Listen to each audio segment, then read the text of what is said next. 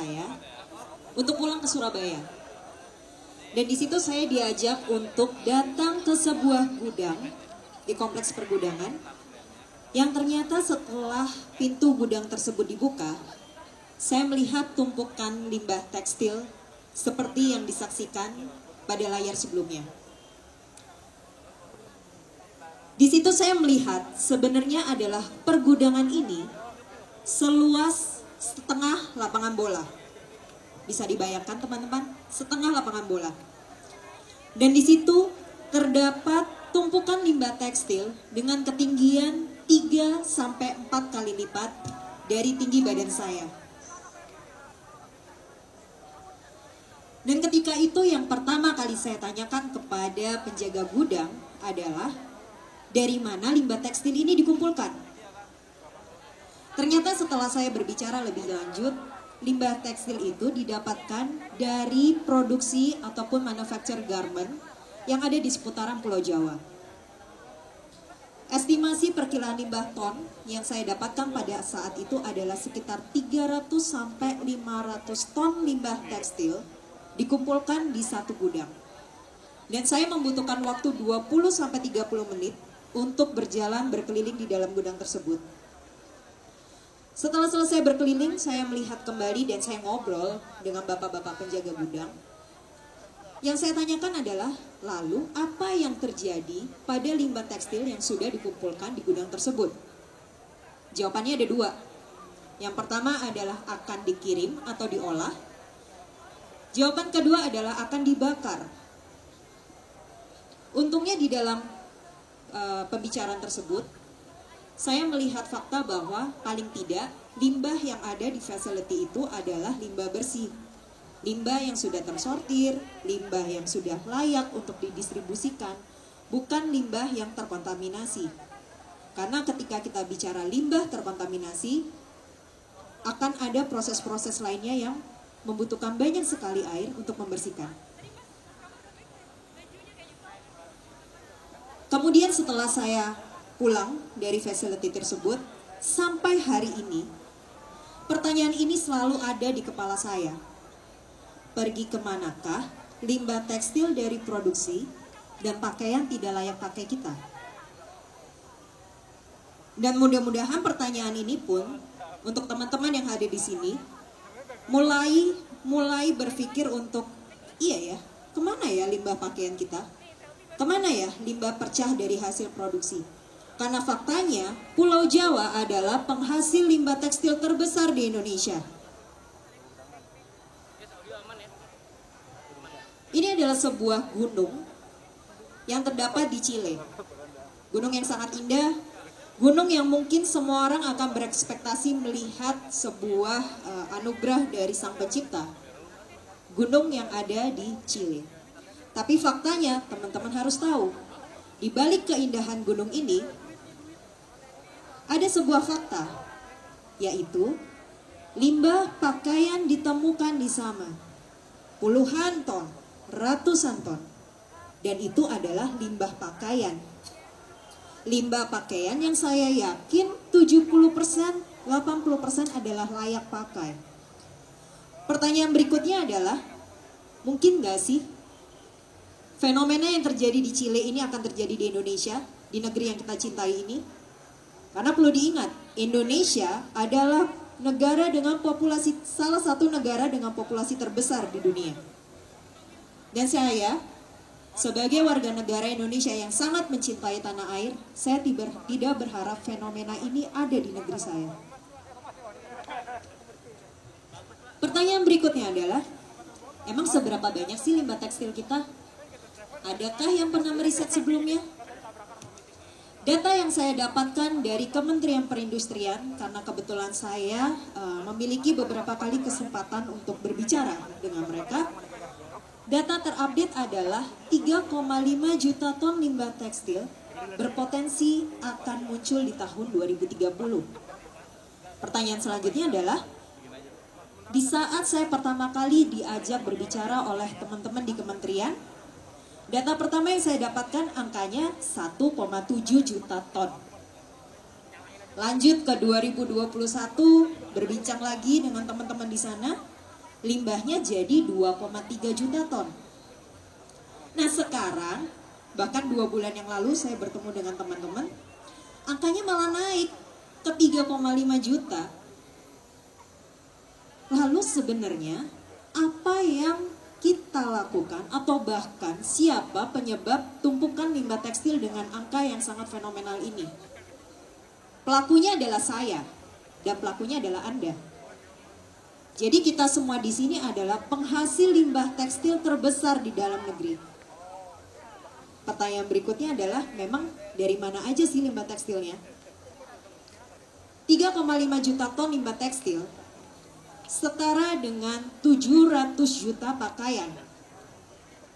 Dan artinya kebanyakan dari pakaian-pakaian ini pun, limbah-limbah tekstil ini pun dikumpulkan dan bahkan sebuah fakta saya dapatkan bahwa limbah-limbah tersebut kebanyakan dibakar. Kenapa saya bisa bilang dibakar? Saya banyak diajak berbicara oleh berbagai macam pihak. Brand, pemerintah, teman-teman aktivis, dan faktanya adalah memang kebanyakan limbah tersebut dibakar sebagai solusi paling singkat, solusi paling cepat untuk mengatasi limbah tekstil dengan tumpukan yang selama ini pun tidak pernah dipikirkan lebih lanjut. Proses pembakaran yang terjadi ternyata di sini membuat bumi kita tidak nyaman. Proses pembakaran pakaian ternyata melepaskan karbon dioksida ke udara dan mempercepat efek gas rumah kaca. Impactnya adalah sebuah istilah yang mungkin teman-teman lebih paham, yaitu terjadinya krisis iklim. Lalu ketika tidak dibakar, ketika kita masih punya pakaian yang layak pakai, ketika sebuah bencana terjadi di Indonesia dan ternyata teman-teman kita, saudara-saudara kita membutuhkan pakaian, apakah iya donasi pakaian kita meringankan mereka? Ternyata belum tentu. Fakta yang kita temui di lapangan adalah baju sumbangan untuk korban bencana alam di belahan bumi Indonesia yang lain ternyata tidak membantu. Ternyata kita justru memindahkan sampah dari rumah kita ke rumah orang lain. Memindahkan sampah dari lemari di rumah kita ke rumah saudara kita lainnya. Apakah bijak? Saya tidak bisa berkata itu bijak atau tidak. Tapi faktanya menyebutkan bahwa inilah kondisinya.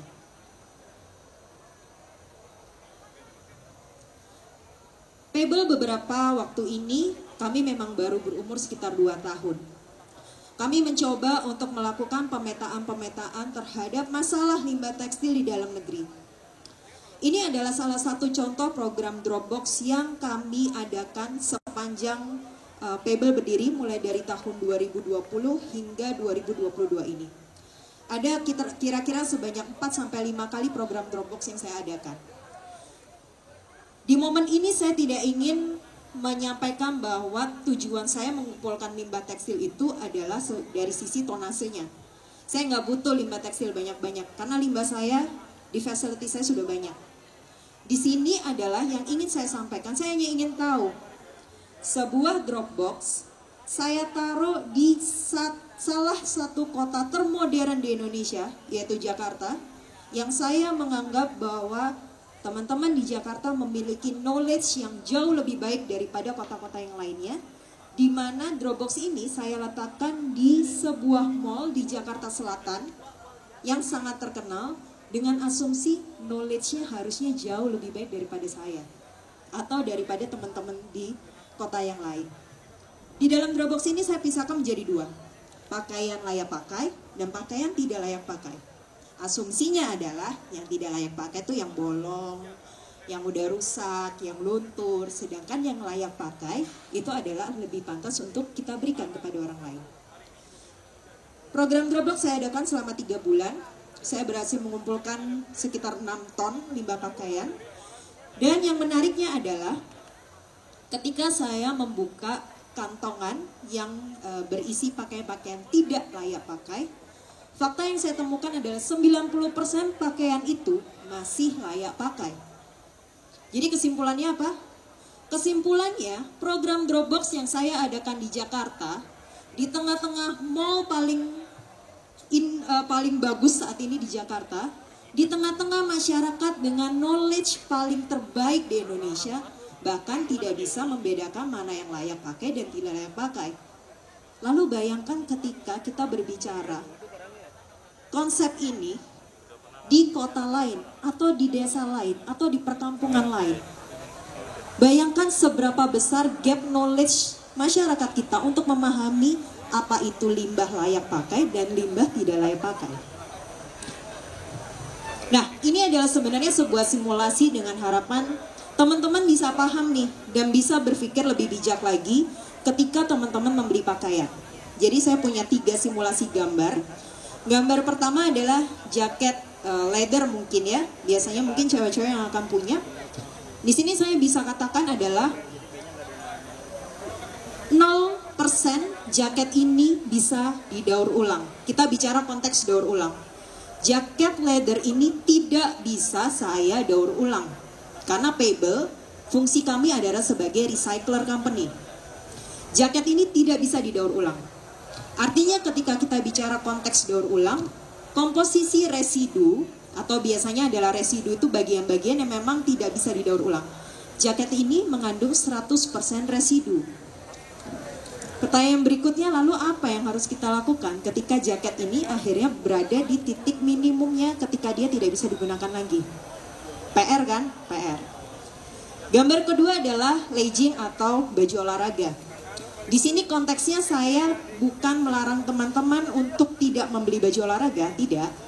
Tapi andai kata teman-teman adalah olahraga aktif, mungkin yoga seminggu 7 kali, 7 hari berturut-turut, saya cuma bisa bilang adalah teman-teman cukup punya baju olahraga itu sebenarnya 5 pasang. Cuci pakai, rasanya itu cukup lah untuk 7 hari. Bukan berarti berlebih. Karena faktanya, legging tidak bisa saya daur ulang. Karena bahannya yang elastis, ketika saya proses untuk pemotongan, ketika saya berusaha untuk mengurai bahan-bahan seperti ini, tidak berhasil saya lakukan. Dan saya sudah mencoba ini berpuluh-puluh kali sampai hari ini saya tidak memiliki jawabannya.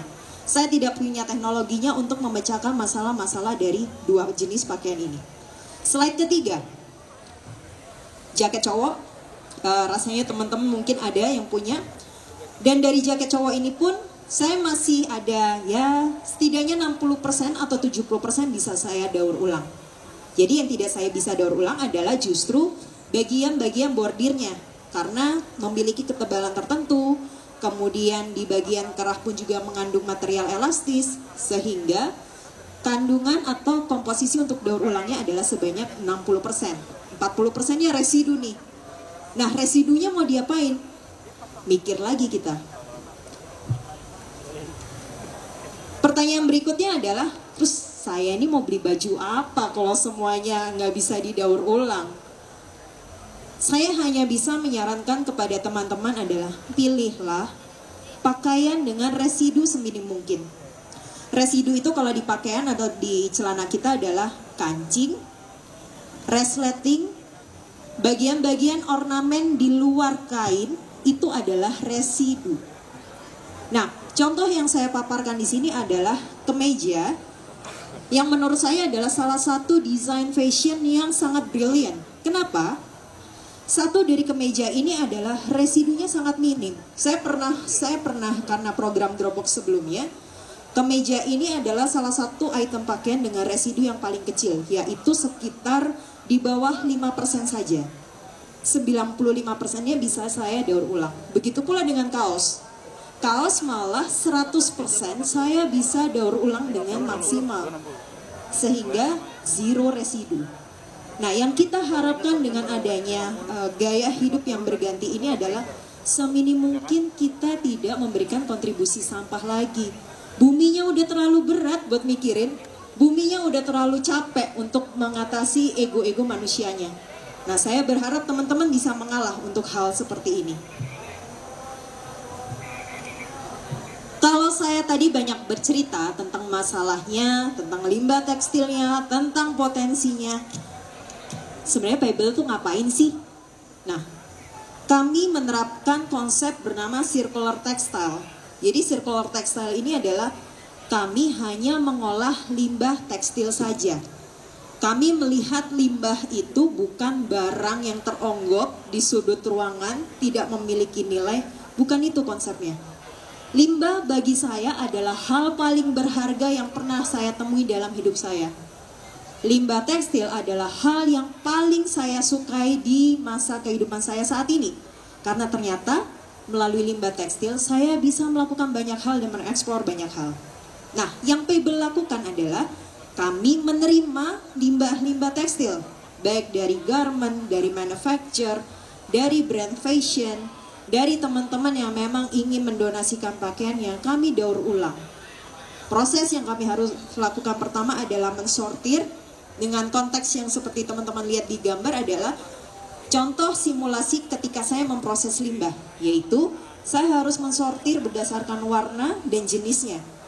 Misal nih, limbah warna merah akan saya proses kembali, saya urai kembali menjadi fiber warna merah, akan saya proses kembali menjadi benang berwarna merah, sehingga ketika saya tenun, saya akan menghasilkan kain berwarna merah. Kalau teman-teman jeli, proses yang Pebble lakukan melalui circular textile adalah tidak melalui proses pewarnaan. Ada satu hal yang berusaha kami eliminasi di sini adalah penggunaan air.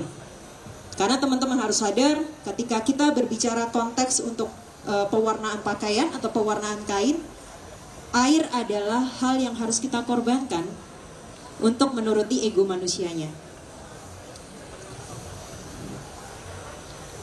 Perjalanan kami 2 tahun sebenarnya masih jauh dari apa yang kami harapkan, masih jauh dari apa yang kami impikan. Tapi yang bisa saya sampaikan kepada teman-teman, ini adalah foto dari komunitas kami di desa. Jadi 2020 lalu saya memutuskan untuk kembali ke Surabaya. Saya memutuskan untuk mencari sebuah desa selama 8 bulan. Akhirnya saya menemukan satu desa bernama Desa Karangrejo di Pasuruan. Dan bersama bapak-bapak inilah yang membantu Pebble untuk mewujudkan kain daur ulang dengan kandungan recycle sebesar 100%. Contohnya adalah pakaian yang saya pakai. Ini adalah kain pertama yang ditenun oleh bapak-bapak penenun saya dengan segala keterbatasan, dan akhirnya mereka bisa memproses lagi menjadi pakaian. Dan asal teman-teman tahu, kos untuk membuat pakaian yang saya pakai ini tidak lebih mahal daripada apa yang teman-teman keluarkan ketika beli baju di mall. Sama, tapi tahu nggak, kontribusi yang bisa teman-teman berikan untuk menjahit kembali pakaian teman-teman adalah ada profesi-profesi di sekitar rumah kalian yang terbantukan. Kebayang apa? Penjahit. Penjahit adalah profesi yang berhasil teman-teman selamatkan ketika teman-teman berproses untuk menjahit kembali pakaiannya. Di satu sisi, ada komunitas desa yang berhasil teman-teman bantu dan teman-teman selamatkan di sini. Perjalanan kami lebih daripada 2 tahun ini masih memberikan kontribusi yang sangat minim terhadap pengolahan limbah, yaitu kami baru mengolah sekitar 40.000 kilo. Kalau lihat angka 3,5 juta ton ya, kami hanya 0,00 sekian persen mungkin. Pertanyaan berikutnya adalah di kami pun juga memiliki target.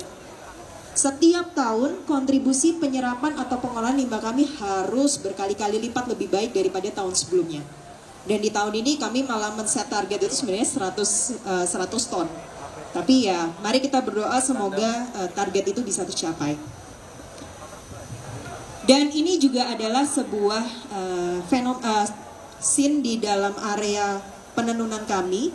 Jadi dari awal saya mencari desa tenun ini sampai akhirnya bertemu dengan para penenun, kami bisa mengumpulkan saat ini ada 9 penenun. Buat saya ini pencapaian yang luar biasa karena tidak mudah untuk mengembalikan sebuah profesi yang sudah hilang puluhan tahun.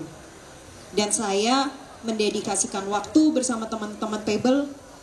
Dalam seminggu kami bisa 3-4 kali ada di desa. Dan di sini saya bersyukur, saya keluar dari kota, saya keluar dari Jakarta, saya kembali di desa. Ternyata di situ saya menemukan sebuah value dalam diri saya bahwa oh, ini ternyata yang harus saya lakukan. Kontribusi waktu dan pikiran saya untuk para penduduk di desa.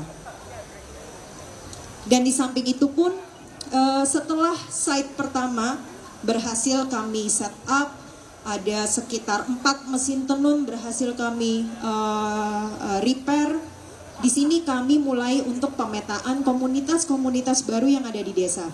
Nah, gambar yang teman-teman lihat ini yang berbaju biru itu namanya Pak Rus.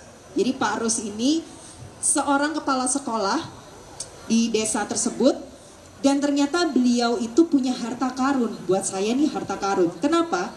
Karena begitu saya bertemu dengan profilnya Pak Rus, beliau bilang, loh Mbak, saya ini punya mesin tenun banyak di gudang saya dan sudah tidak beroperasi selama 5 tahun. Jadi pada saat saya buka pintu, mesin yang ada di sebelah kiri itu dari tahun 1932. Percaya atau tidak, merek mobil Suzuki, sebelum mereka membuat mobil, mereka membuat mesin tenun. Dan ternyata salah satunya ada di desa. Jadi ini adalah harta karun luar biasa yang saya temui di desa dan membuat saya berpikir bahwa ternyata tidak harus selamanya tentang kota. Selain itu juga hasil karya tenun bapak-bapak saya di desa memenangkan kategori Best Design 2022 dan sudah dipamerkan di Jepang bulan lalu.